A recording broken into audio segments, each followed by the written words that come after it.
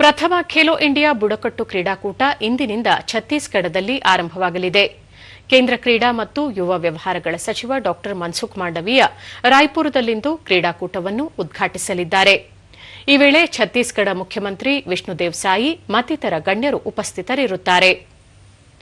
April 3ರವರೆಗೆ ನಡೆಯಲಿರುವ ಈ ಕ್ರೀಡಾಕೂಟದಲ್ಲಿ ಅಥ್ಲೆಟಿಕ್ಸ್, ಹಾಕಿ, ಫುಟ್ಬಾಲ್, ಬಿಲ್ಲುಗಾರಿಕೆ, ಕುಸ್ತಿ, ವೇಟ್ ಲಿಫ್ಟಿಂಗ್ ಮತ್ತು ಈಜು ಸೇರಿದಂತೆ ಒಟ್ಟು 7 ಕ್ರೀಡಾ ವಿಭಾಗಗಳಲ್ಲಿ ಸ್ಪರ್ಧೆಗಳು ನಡೆಯಲಿವೆ. ಇದರ ಜೊತೆಗೆ ಮಲ್ಲಕಂಬ ಮತ್ತು ಕಬಡ್ಡಿಯನ್ನು ಸಹ ಪ್ರದರ್ಶನ ಕ್ರೀಡೆಗಳಾಗಿ ಸೇರ್ಪಡೆಗೊಳಿಸಲಾಗಿದೆ.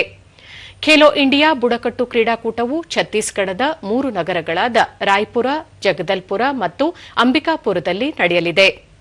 ದೇಶಾದ್ಯಂತ ಸುಮಾರು 30 ರಾಜ್ಯಗಳು ಮತ್ತು ಕೇಂದ್ರಾಡಳಿತ ಪ್ರದೇಶಗಳಿಂದ 3,000ಕ್ಕೂ ಹೆಚ್ಚು ಕ್ರೀಡಾಪಟುಗಳು ಭಾಗವಹಿಸಲಿದ್ದಾರೆ.